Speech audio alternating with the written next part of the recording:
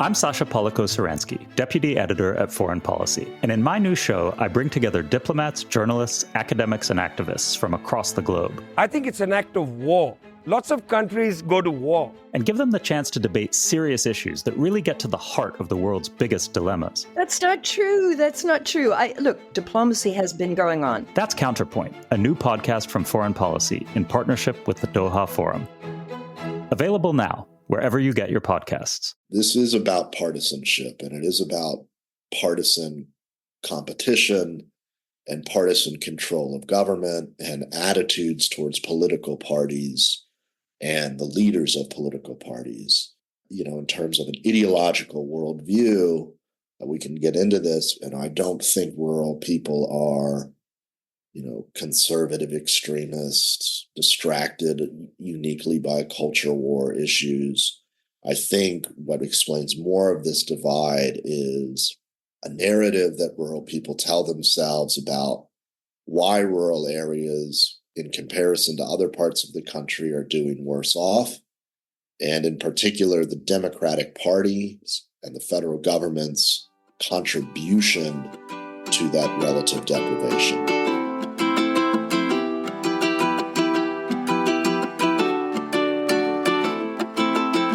Welcome to Deep Dive with me, Sean C. Fettig. In this 2024 election, early returns show that support for Donald Trump in rural areas was higher than in either of his previous elections, while support for Kamala Harris was higher than ever for a Democrat in urban and suburban areas, underscoring a shift that's been occurring for decades, but has become maybe a permanent fixture in our politics, an enduring manifestation of the differences between urban and rural Americans. This transformation is not merely a reflection of changing demographics, but is deeply rooted in economic, cultural, social, and technological changes that have reshaped rural communities. Historically, rural areas were bastions of Democratic support, particularly in the post-war era. However, recent elections reveal a stark contrast. For instance, counties like Muhlenberg in Kentucky, once solidly Democratic, swung overwhelmingly to Donald Trump in 2016, 2020, and 2024, in each year his support greater than the last. This shift can be attributed to a combination of factors, including economic dislocation and a growing perception that the Democratic Party no longer represents rural values or interests. My guest today is Dr. Nicholas Jacobs, Assistant Professor of Government at Colby College, specializing in American politics with a focus on federalism, rural politics, and public policy. He's co-author of the book The Rural Voter, The Politics of Place and the Disuniting of America, which examines the growing political divide between rural and urban America, and co-author of the book Subverting the Republic, Donald J. Trump and the Perils of Presidentialism. We discuss who the rural American voter is today, how this identity has evolved, how the Republican Party has won this voter over, how the Democratic Party has failed them, and what this means for American democracy. All right, if you like this episode or any episode, please give it a like, share, and follow on your favorite podcast platform, and or subscribe to the podcast on YouTube. And as always, if you have any thoughts, questions, or comments, please feel free to email me at deepdivewithsean@gmail.com. Let's do a deep dive.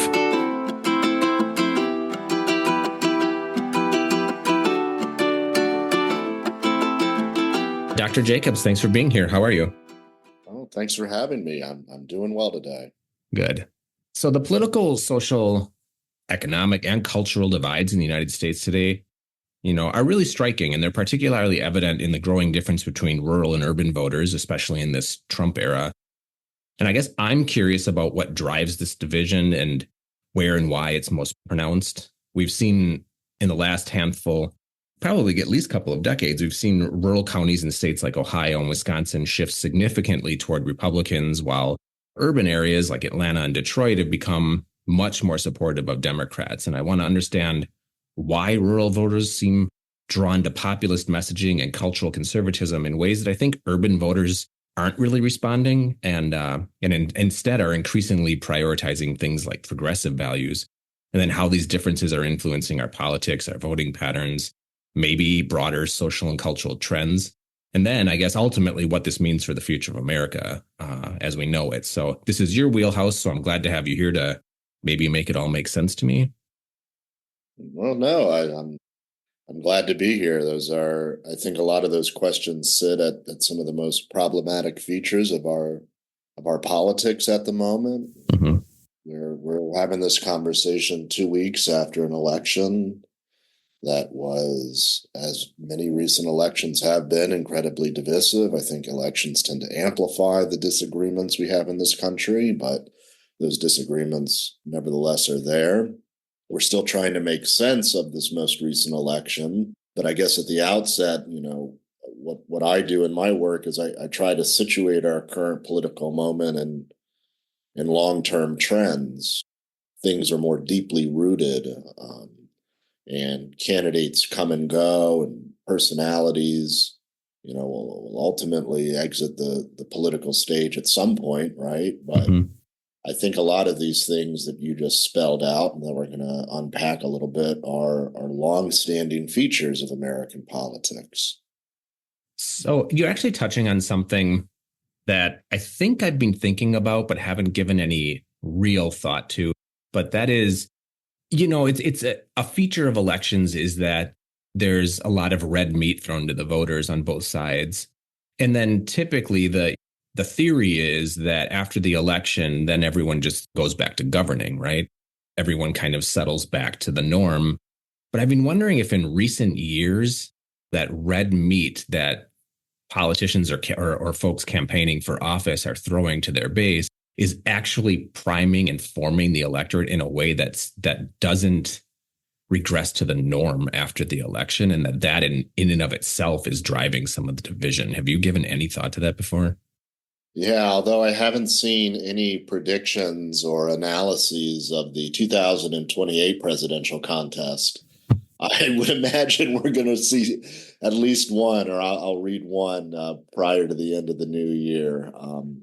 I think there was always an element of our politics that was forward-looking, meaning, the next election begins the day after election day. Mm-hmm.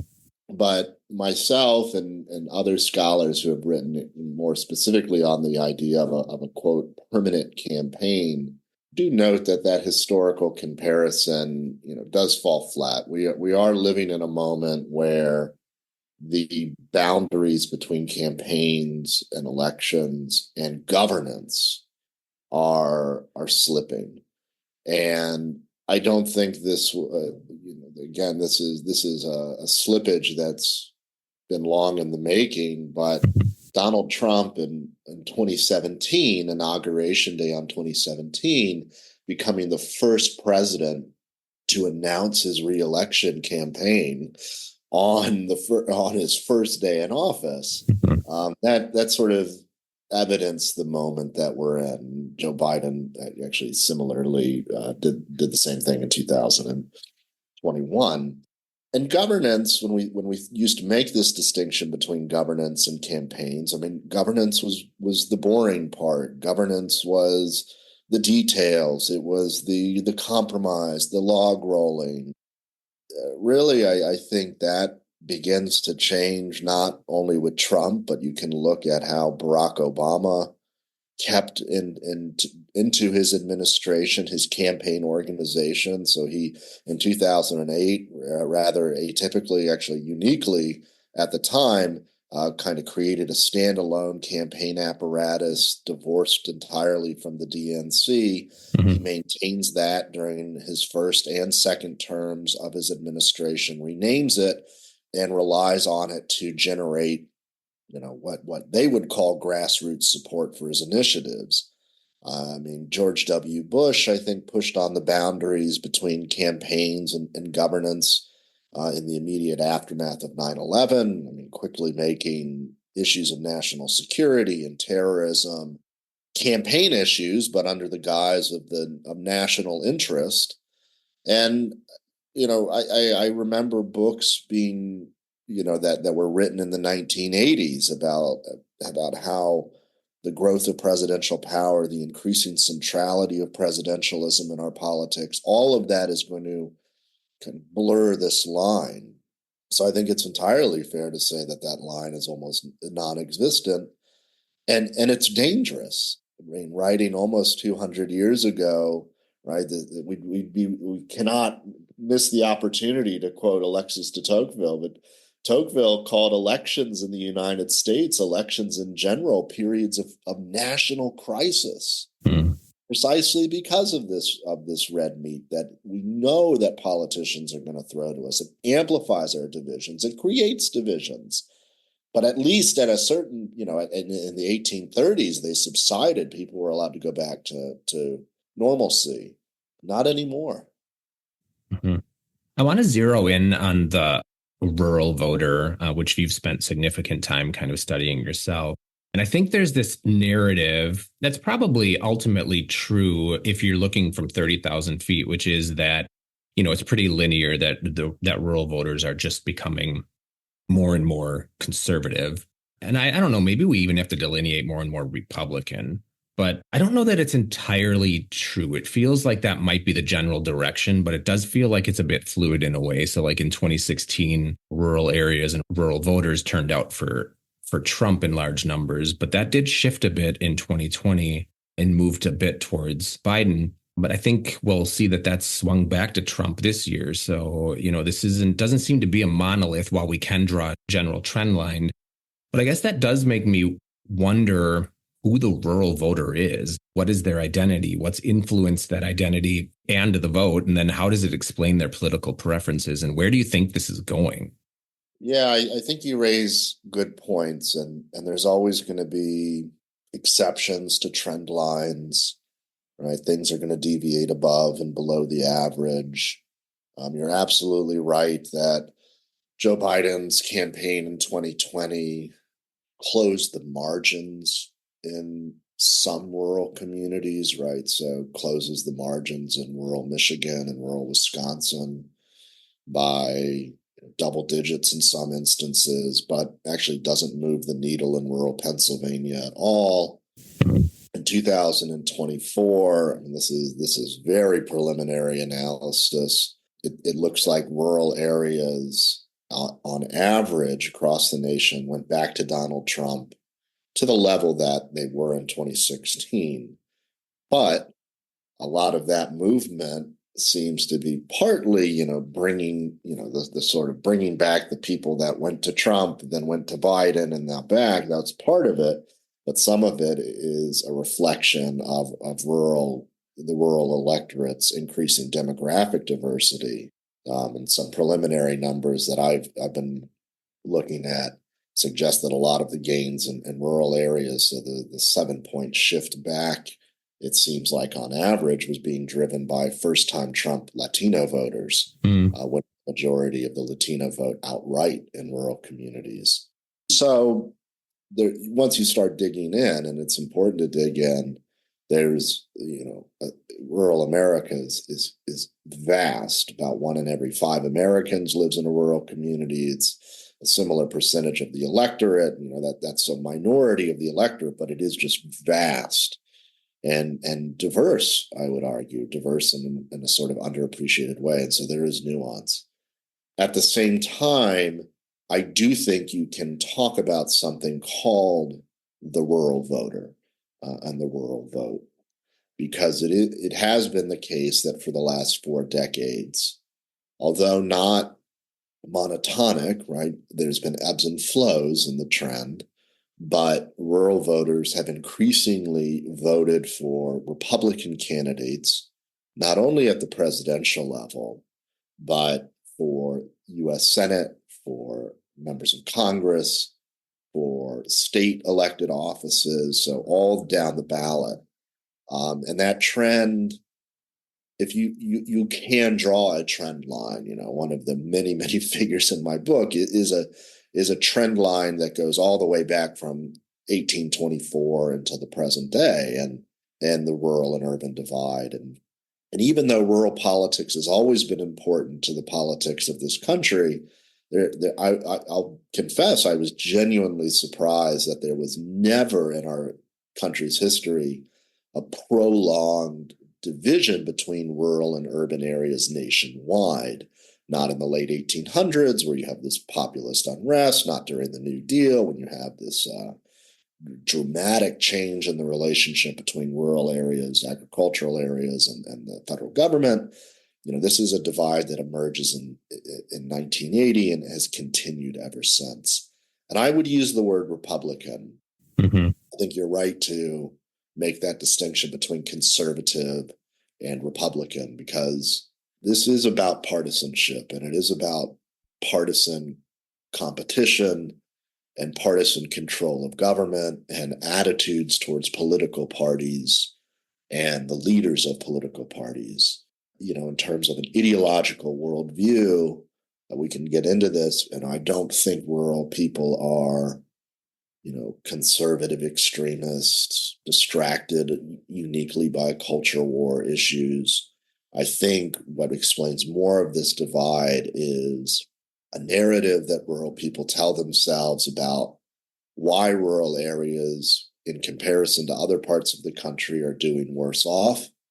And in particular, the Democratic Party and the federal government's contribution to that relative deprivation. I think you're touching on the overlooked or left behind or the forgotten America to some degree. And a lot of folks, political scientists and sociologists, have studied this. Arlie Hochschild comes to mind as somebody who's studied this. And I think, full disclosure, I come from a blue city in a blue state. Although I didn't always, I grew up in relatively rural Wisconsin, but it's really hard for me. I don't live that experience of being left behind or being forgotten or overlooked by, I suppose, the government. So it's hard for me to tangibly understand what that looks like. So I guess I'm wondering how real that is versus how much of that is a generated construct to help explain grievance that is otherwise inexplicable.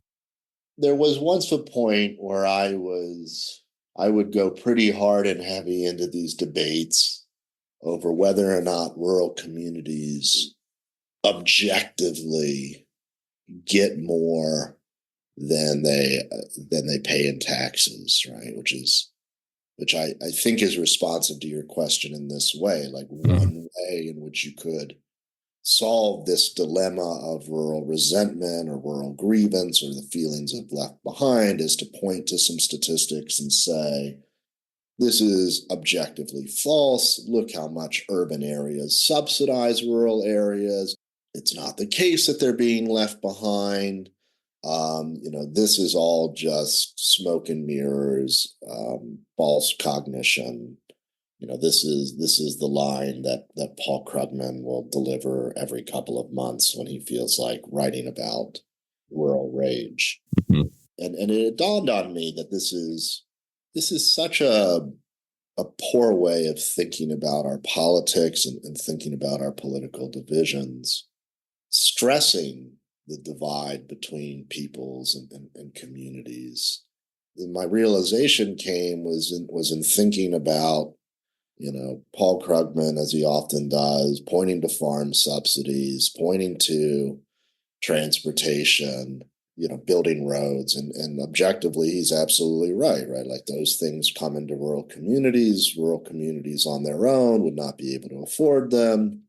But it always struck me as really odd that this Nobel laureate who wrote books and taught a class literally on inequality would point to programs like that and never see how those programs have fundamentally driven inequality in rural communities, how those programs exacerbate the wealth divide between the haves and the have-nots, how those programs contribute to an agricultural or a political economy that actually makes urban areas as dependent upon the cheap food and exploitation of rural lands as much as it does rural people. And I just sort of became grossly dissatisfied that not only would we ever not be able to come up to an answer to whether or not they really have been left behind, But in trying to seek out like positive affirmation of either side, we're really misdescribing politics and the stories that people are telling themselves about how they fit in this world or don't fit in this world. So I'm as a social scientist, I'm not here to justify the story of rural resentment. I'm here to understand why it's grown into such a force in our politics, and interestingly, why it's taken on force nationwide, where we've I think always had divides between rural and urban areas, town and country, city mouse, country mouse sort of thing, court and country in Britain. But it was always experienced in a very hyper local sort of way. And the fact that it now has explanatory power at the national level, I think really interesting.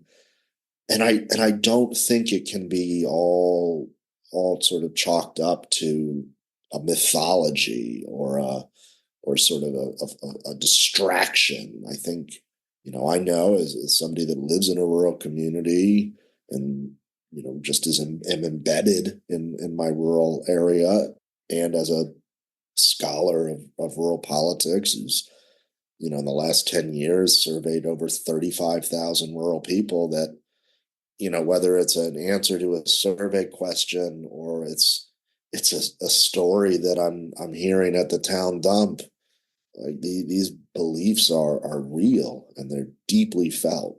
Mm-hmm. So when we think about that divide between, I suppose, Republican, let's just say, policy and Democratic policy and how that impacts rural America, I think in our present moment, when we think about Republican policy, we have to kind of place that on the shoulders of Donald Trump and what he's selling. And that, there's kind of two, there's many avenues here, but there are two that really, I think, are primary. And one is his economic messaging. And the other is this kind of cultural and identity politics messaging. And I think I'm going to say urban America, but maybe I'll just say, for myself, it's really difficult for me to distinguish one from the other when one is so repugnant. And that's the culture and identity politics. And I think then it's hard not to project onto the rural voter that supports people like Trump that cultural and identity component that is so repugnant, despite the fact that maybe this is more about economy or a failed government. And this is really an oversimplification, so feel free to, unpack that the way you want to. But I'm wondering if this is more about, or the attraction or the movement towards Republicans is more about Republicans doing the right thing, more about Democrats failing and doing the wrong thing. Yeah, I'll be, I'm an open book. I don't have the final word on a lot of these issues, just a set of initial thoughts. And I go back and forth on that last question you pose. And because I go back and forth, it means that it's pretty much from the evidence I've seen and how I interpret my data, as well as the results of other, wonderful analysis analysts, that it's both. I do think, I know that in rural communities, Donald Trump had a certain appeal and enthusiasm, this sort of energy that Mitt Romney wasn't able to generate because of his base appeals to white identity, nativism, a nostalgia for the past of a more homogenous America. I don't think that is a phenomenon exclusive to rural America. I know you will find it in the suburbs of Long Island and Orange County, California, as well as among millions of people that call urban America home, are vastly more populous and who make up a larger percentage of Donald Trump's base. I don't know what the right way of cutting the data are, but just is sort of an interesting one that I think about. Like, if you were to look at the indictments issued by the rioters of January 6th and geocode them, they come in equal proportion from every community in America. 40% were from big cities, 40% were from suburbs, 20% were, that sort of extremism that I think the things that worry us all the most about what a second Trump presidency could bring on that cultural nativism lines, that is a toxin that permeates throughout American society. It cannot explain, though, the divide between rural and suburban and rural and urban areas in their support for Trump.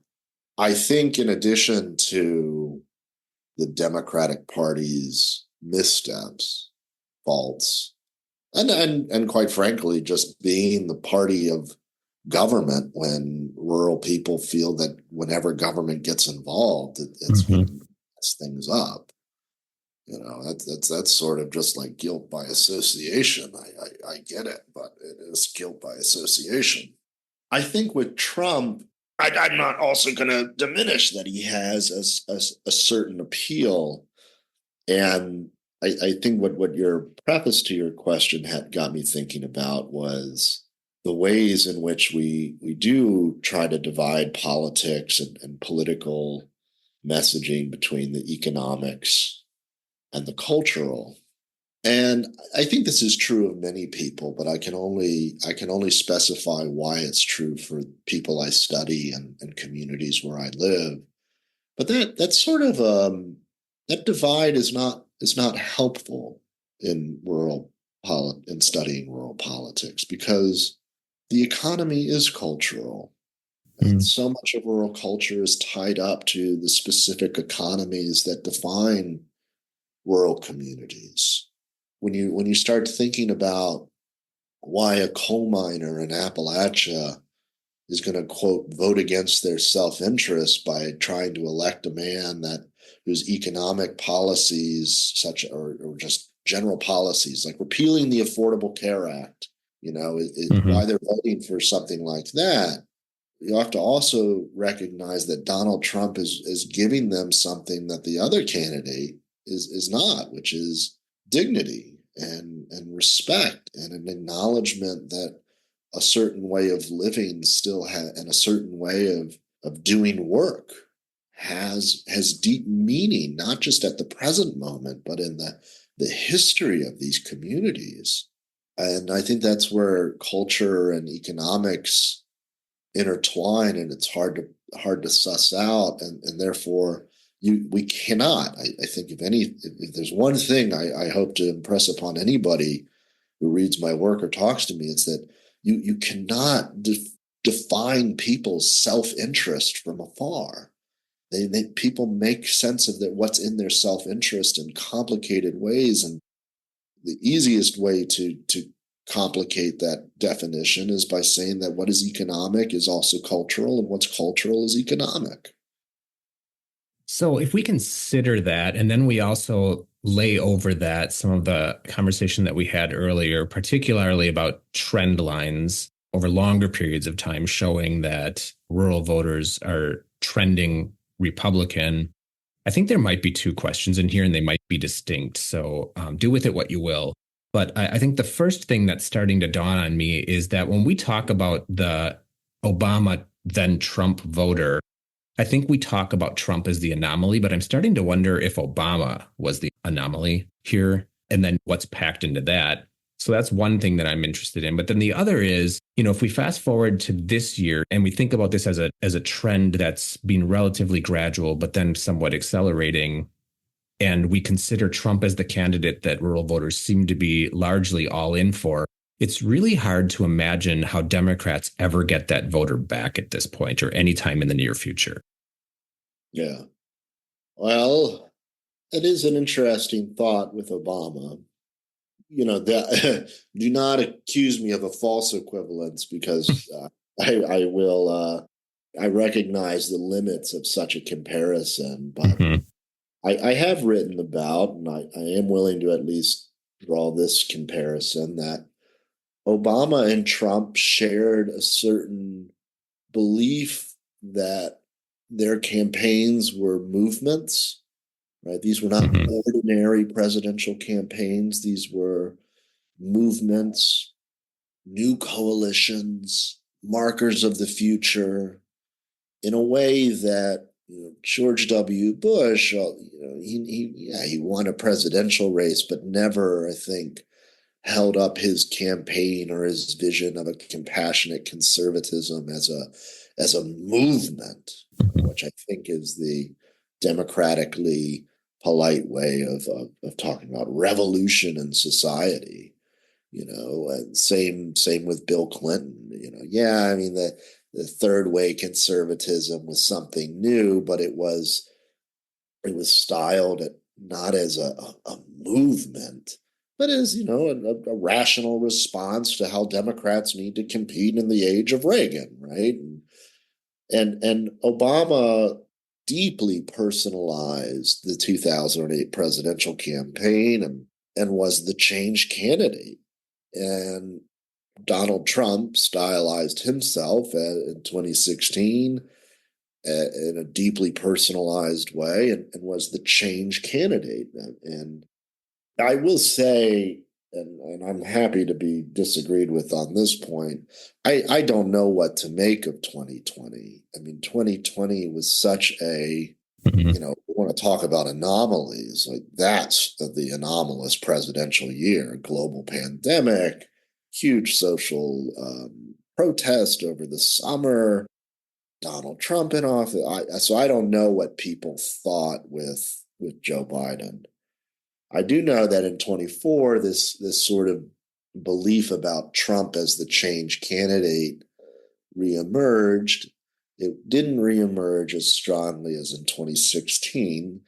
There was a substantially larger number of, not ambivalent, but unenthusiastic Trump voters in 2024 in comparison to 2016. So I do know a lot of people went back and were either voting against Harris or, lesser of two evils sort of thing. I mean, I'll say anecdotally, Central Maine is a sort of a bellwether county. I live in one of only 19 rural counties in the country that went for Donald Trump in 2016, went for Joe Biden in 2020, and then went back to Trump. But there were no barns painted with Trump. There were very few flags. It was actually hard to see a yard sign in support of Trump. So a lot of it was, people talked, media, I think, made a big to-do about the secret conservative Harris voter. I think they missed the sort of secret Trump voter that, bit their tongue. So that's sort of my thinking about Obama. And you're going to have to remind me your second question. I'm sorry. Yeah. What you're telling me is they were distinct questions. Given who Trump is and the message that he's sold and just how much he has kind of solidified support for not just himself, but, like, as you said, a movement of sorts, if Democrats in the near future have a shot at rural voters. Yeah, well, that is the $1 million question. I mean, if I had an answer to that, the Democratic Party would give me $1 million. I mean, I think we learned one thing out of 24, although, as I wrote before the election, I didn't think we really needed to learn it. I think we already knew. You're not going to win any rural voters back by simply putting Grandpa Walls on the ticket and hoaxing it up and raising money off of a hot dish recipe and camo hats. I thought that was such a simplistic and quite frankly, in retrospect, almost insulting way to think about the rural electorate. And I say that in deep recognition that many people I know, both professionally and my community, who are progressives, finally felt seen by that decision and were enthusiastic. Actually, we'll have hard data on it in a couple of months, but I would not be surprised at all if rates of participation in the presidential campaign, either by giving money or putting a sign in your yard. Historically, Democrats in rural communities, which there are many, even in a 60-40 race, it's still a lot of Democrats. I mean, 70-30 at the highest, 80-20 in some parts. There's still Democrats in the countryside. But their rates of participation have been non-existent almost, ostracized. I would not be surprised if it was substantially higher, and I do think Walz contributed to that. But he didn't bring in new voters. I don't think the lesson there is to not try.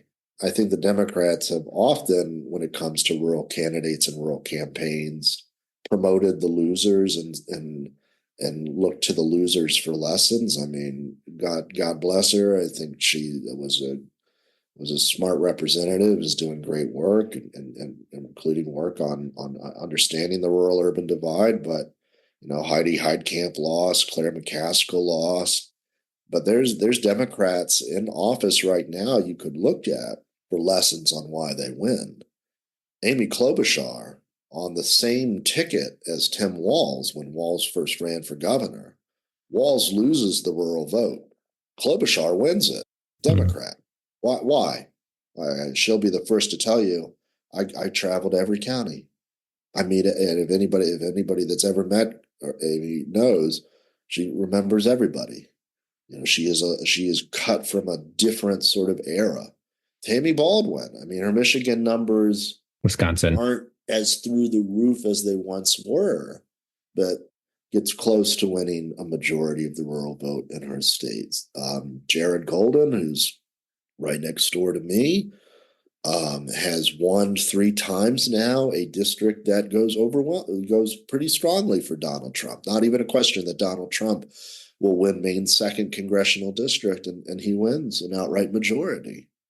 And I think they show sort of a different approach. Klobuchar and Baldwin have never really fought against the party. They've carved out a very distinctive brand. They talk about rural issues. They genuinely know rural issues.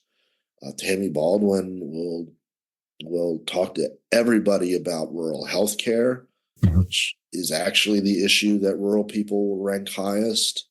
Not immigration, not abortion, like access to health care. Can we please get a primary care physician? I think they acknowledge government missteps without playing into grievance. Golden's tack has been to run against the party a little bit more and stake out his political independence. And in either way, I think the lesson I would bring from just, and there's numerous other candidates, including in the South, and that run in more racially diverse rural districts and districts that are split.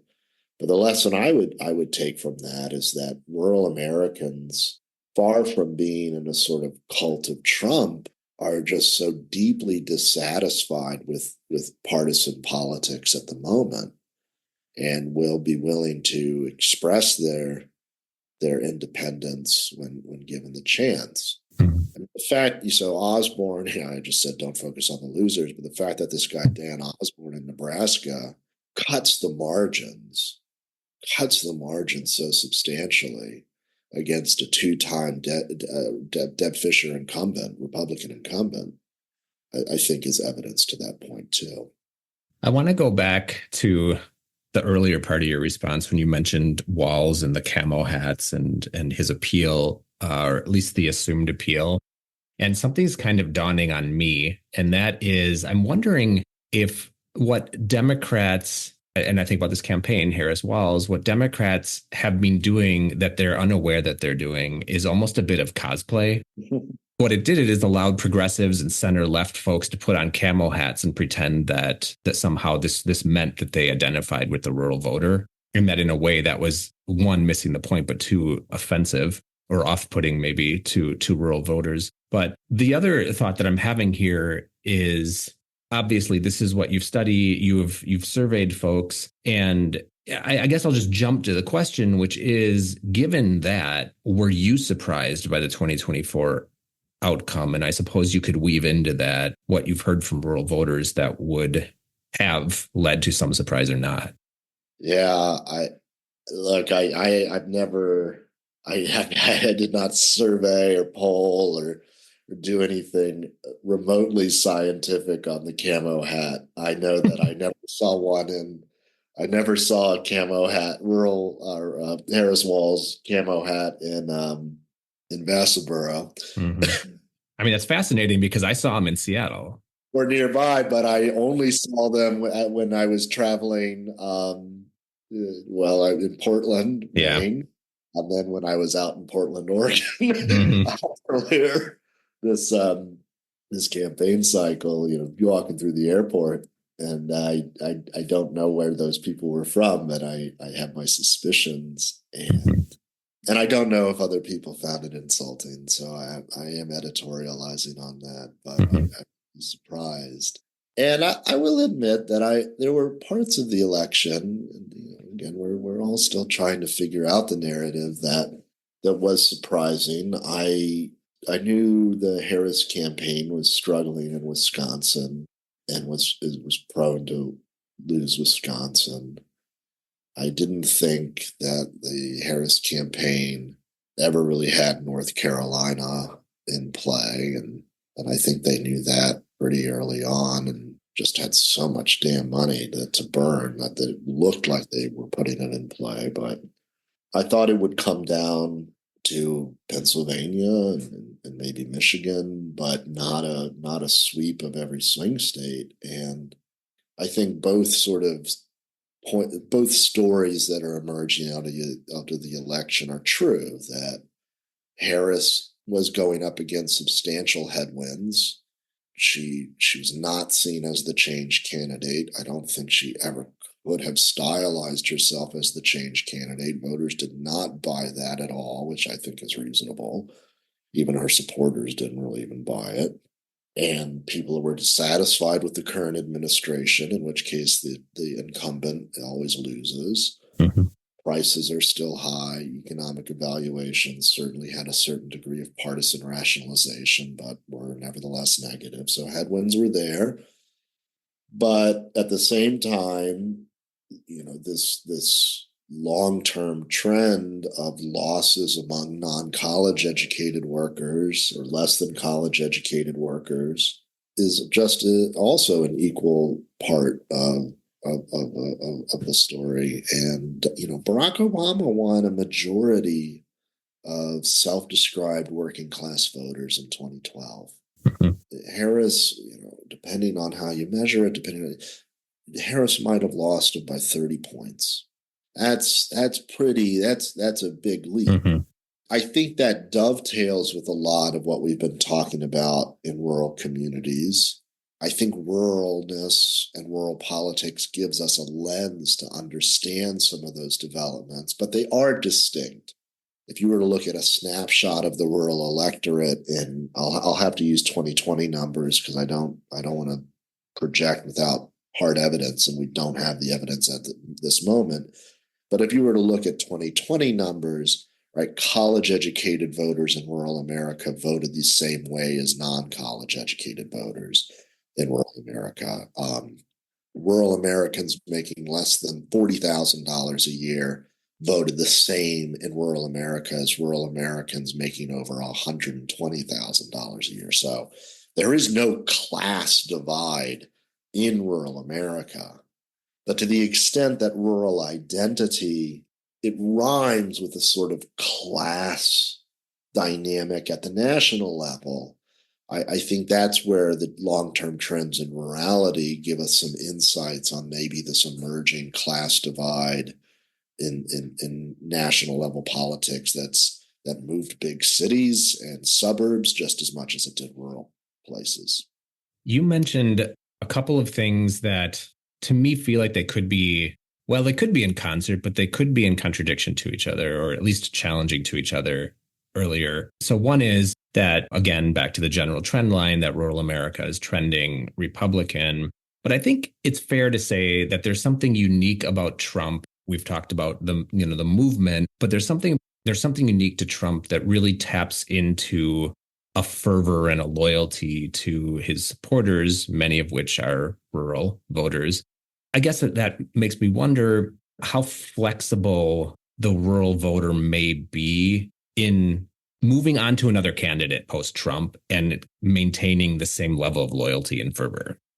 Well, I guess this presupposes an answer to a couple of questions. The first being just how large is the loyalist camp? Just how large is MAGA, as has been used to describe the fervent base of Donald Trump? I mean, if you go, one possibility is you look at the small percentage of Americans that vote in the Republican primary, and then you look at the pretty small, at least by 2016 standards, and maybe that guy surely did get bigger in 2024, and maybe that's reflecting the reality, the support that he got, right? So in 2016, at least, he averaged about 40%. That's 40% of a minority, so they're loyal. Say you look at it more expansively and say that it's the percent of Trump voters that say they're voting for Trump as opposed to against Harris. It's a small majority, but a small majority nevertheless. So it does, I guess. I think one's answer to the question is filtered, at least by how long you think of how big you think of that coalition. The second thing I'd say is, what is it about the loyalty and the steadfastness that seems to be royal in our politics? Because I have not seen evidence. I'm more than willing to be proven wrong, but I have not seen evidence to suggest that however you define it, however large it is, that the core MAGA voted for anybody but Mitt Romney in 2012 or John McCain in 20. Like, these are Republicans through and through, and I have not seen evidence to suggest that even the new voters that were part of the electorate in 2016 and 2020 were necessarily those that were, again, core MAGA. So that's not saying that, oh, this is the first time I've ever attended a rally. This is the first time I've ever been enthusiastic for a candidate. I think those people are there and they are engaged in a new type of politics. But when it comes to the single power of their vote and the way that the voting coalitions are transformed, I don't think they're in the pivotal spot, if that makes sense. Right? They're not in the tipping point. I think that's a very different set of voters. So I want to go back to this discussion that we had a little bit earlier about this narrative that Trump supporters, probably writ large, but we can limit this somewhat to perhaps rural voters, are voting against their interests. And there's been quite a bit of energy around this narrative that rural voters actually support Democratic policies, but they don't support Democrats. And foregoing how true or the depth of that fact, It is true that a lot of these voters, if we could compare them to voters in like the 1930s and maybe even to some degree the 1960s, they really were New Deal and Great Society voters as well. But yet they're supporting Donald Trump. So that has something to do with federal programs and how they're administered. But if it's not necessarily the candidate, then it really comes down to it's either the messaging or it's the implementation of these programs that has failed, or it's the design of our federalist system itself that is somehow failing. And I get that it could be a bit of all of that, but what do you think it is that is causing voters to turn so strongly against policies or candidates that support policies that ostensibly they would have supported in the past? Yeah, well, I do think it's a little bit of everything, depending on who you're talking to, and I also do think, well, I would say that I am the sort of on the spectrum of giving voters no credit to viewing them all as little philosophers. I've actually probably then lean closer to the viewing them all as philosophers than, or at least I approach my analysis with a sort of a better reputation among the mass public than I think many scholars do. I actually think that when you see a majority of rural people want to increase the minimum wage to $15, when a majority of rural people and urban people to similar degrees want to give citizenship to immigrants that hold jobs, that they really do believe it. Like, I don't think these are artifacts of the survey environment. I don't think it's people giving answers to stuff they have no idea about. I think people actually can make sense of complicated policy. I mean, to put the self-interest question bluntly, in 2024, I think I always understand why a progressive would say, what the hell? Did you not see that Joe Biden oversaw the passage of trillions of dollars in federal spending and federal investments? Did you not know about the CHIPS Act, which is going to bring back manufacturing? Did you not know about the infrastructure bill? What about the Inflation Reduction? The amount of spending is nuts. So I understand, why, we gave you the money, left behind people, which is objectively true. A disproportionate amount of funds. The last time I counted, around 30% of funds from those three projects are going to rural areas when they account for 20% of the population. So disproportionate. Or I hear we gave you broadband. Why won't you give us your vote? I think that's a fair question. My thoughts on that question are, one, when we ask people not about the policy, but about how those policies are in action in their communities, people do not see it. And that might be messaging. That might be a sort of structural flaw in our governmental system, where so much of government is contracted out or is through grant processes distributed through state and governments, local governments, nonprofits. And so when it comes to getting credit for stuff, I think there's both some messaging faults and structural faults that limit people's, you have to be a real hard-nosed policy wonk to match changes in your community with actual policy. That probably is expecting too much, but I think that would be expecting too much of students in my classroom. Sometimes I struggle with it. The other thing I'd say about those most recent ones, and this is also part structural, is a lot of that money hasn't hit communities. So it was announced, but a lot of that, there was just a report out of the Brookings Institution, great scholar Tony Pippa, said that there are projects in that trillions of dollars of funding. There are programs that will not spend a majority of their funds until 2030. It's sort of castigate anybody for not being immediately grateful for programs. I think that's a bit unfair. The final thing, and this would probably be the harshest take. So you did a lot, Democrats. You passed a lot of new programs. You celebrated it. You got some things done that people have been wanting done for years, like infrastructure, even if a lot of that money hasn't hit the asphalt. But you didn't do the stuff we were asking you to do. Meaning, I've always had a hard problem with Democrats being so darn celebratory of the Affordable Care Act.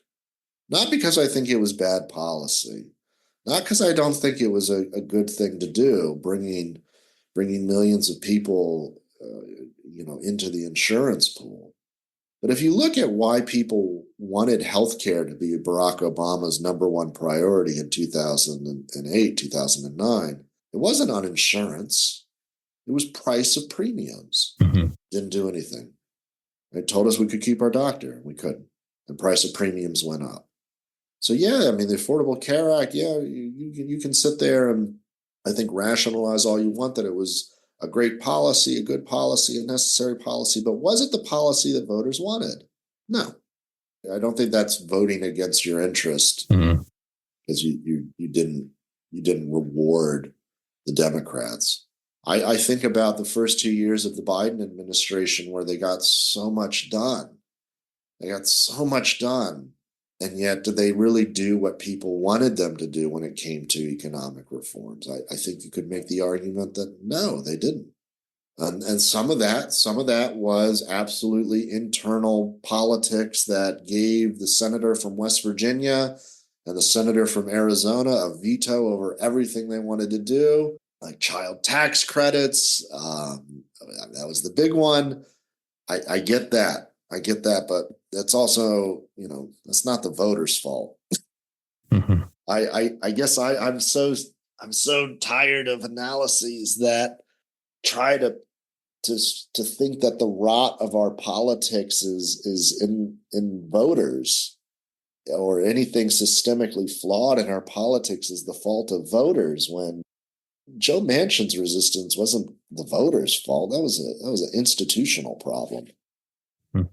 Okay, so this is something that I've been kind of knocking around for a bit, and it seems like you might be the right person to ask.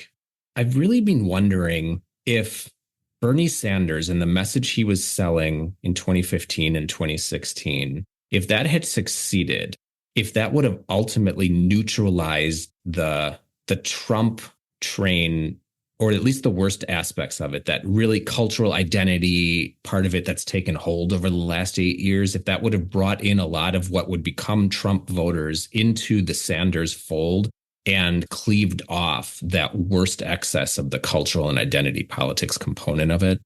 I think a tentative in part, because I do think what Bernie Sanders offered to a lot of voters, including a lot of rural voters who supported him in his primary campaign against Hillary, was a politics of recognition, right? A politics of you can live a different type of life, and that can be a life of Seattle Washingtonian, or that can be a life of a hillside Vermont farmer.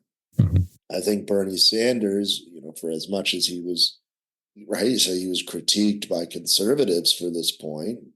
He's too divisive. He's dividing us into the 99 and the 1%. But when I talk about a politics of recognition, it was a political message that spoke to people's sense that something is profoundly unfair in American society right now.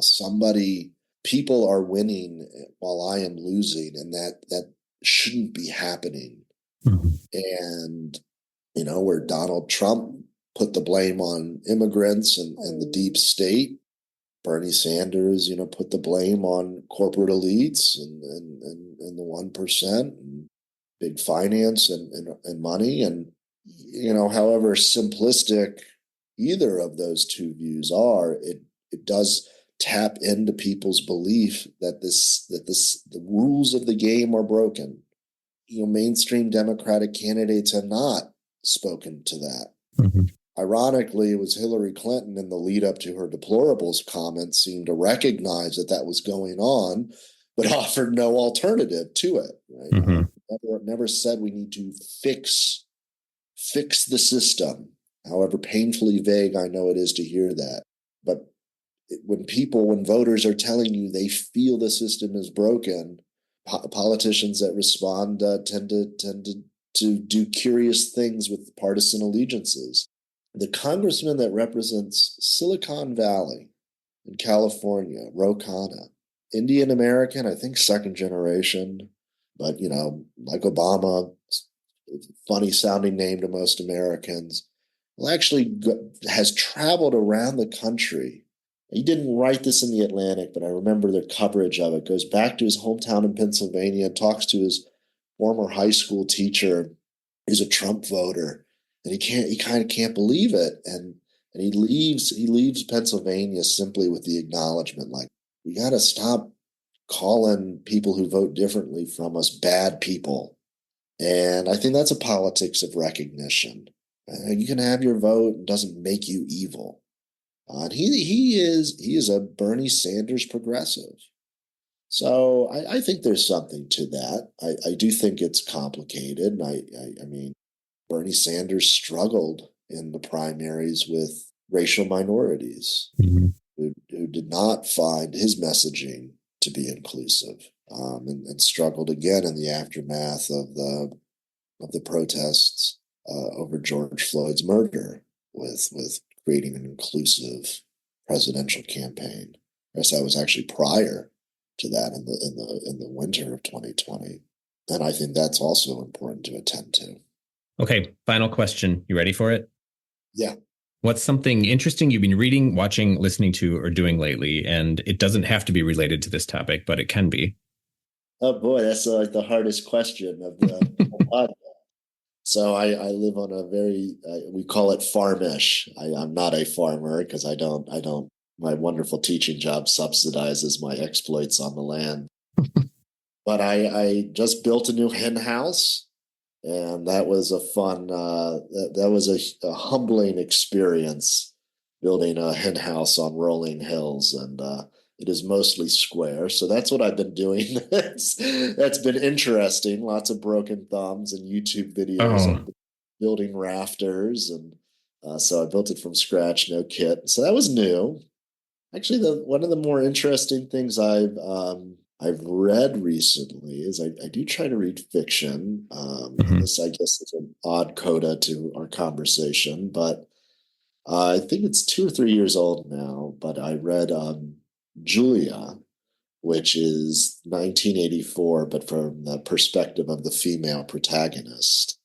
And I think, many people who read 1984 in high school, you don't need to reread it to really understand the depth of this. But there were 2 things that struck me as particularly interesting by this retelling of 1984 from Julia's perspective. One was, in ways that Orwell never would have originally been attempted to, was how politics of sex and gender hierarchy fit into his dystopia, and in ways that are both predictable, but also, I'm willing to admit, sort of, I needed the book to really reveal for me was how gendered, right, that totalitarian state is, and the power that it derived from those gendered relationships. But then the other thing I'll say that was interesting, that speaks directly to our conversation, is, I won't give anything away,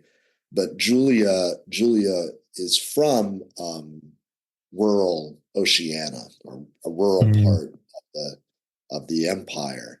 And 1984 takes place almost entirely within the city. There's hikes and whatnot, very staged and sort of recreational, exploitive use of rural areas. But so not only does the retelling sort of center it on femininity and womanhood, but it centers part of it, at least, in how rural communities fit into the rise of totalitarianism, and I thought provocative and insightful ways. So I'd recommend that book. I actually have that book, but I have not read it yet. I have towers of books that I intend to read, sure. But you're actually reminding me that maybe I could move that one up a few. I would. It's very good. I do want to ask really quickly about the hen house. So we have played with the idea of doing the same thing, but I've gotten mixed messaging from folks, like some folks that love it and other folks that say it is a lot of work and takes much more time and dedication, not just the building of it, but the maintaining of the chickens themselves. And well, how many are you thinking about? Because I'm up to 25. Oh my God. I was like maybe 8. Eight's still a good number. But it's like daily. Like you can't leave them for a day, right? Oh, well, probably not. So we free range our birds with a rooster, and so in addition to clean water and feed, we do have to lock them up every night. Yeah, predators. Foxes and weasels will get in the hen house, which is never a fun. Yeah, That's the daily routine. But And I wouldn't advise leaving too much food out lest you want rats to come in and come. That is a thing in the Seattle area for sure. Oh yeah. So rats will find standing food, but everybody jokes about what we call your first $1,000 egg. So after you invest all this money, you get your egg. But nothing tastes better than an egg that just laid. So it's good work. Yeah, it is work. I don't know if we'll do it, but I did bees for a while. That's a lot of work too. It's like not a lot of work throughout the year, but there are very specific periods of time in the year that is a lot of work. Yeah, there's something very humbling about stewardship in that way. We're in Maine. We're always looking to the first snow, and it's only when the threat of that first snow arrives that it really kicks you into gear and reminds you how much you have to do. And it's humbling, and I like being humbled by the weather. It's a good note to end on. Dr. Jacobs, thanks for the conversation. You've definitely given me a lot to think about, probably more than I want to, but it's a lot to think about. Thank you. I really appreciate the opportunity to join you and hear your questions. Thank you so much.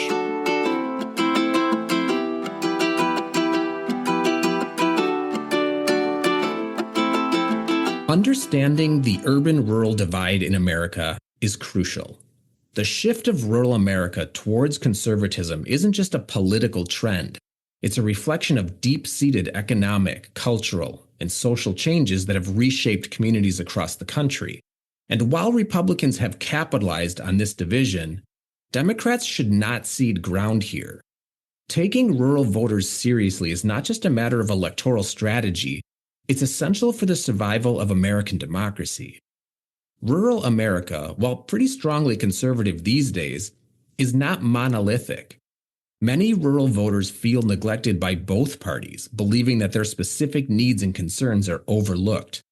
By engaging with these communities, Democrats can tap into a significant voter base that is often swayed by economic and social issues rather than strict ideological divides. By recognizing and appreciating the factors driving this divide and taking seriously the complexity of rural voters' perspectives and concerns, maybe we can better address the unique challenges faced by both urban and rural communities while staying true to democratic principles of equity, opportunity, dignity, and community. Bridging this divide is essential. We are a fractured country, at each other's throats, and barreling toward a dangerous undoing. To avoid this, we're all, Republican and Democrat, conservative and liberal, going to have to lay down our arms and engage with each other. Among many things, acknowledging and addressing the urban-rural divide will be key to creating a more inclusive and representative political system for all Americans. All right, check back next week for another episode of Deep Dive. Chat soon, folks.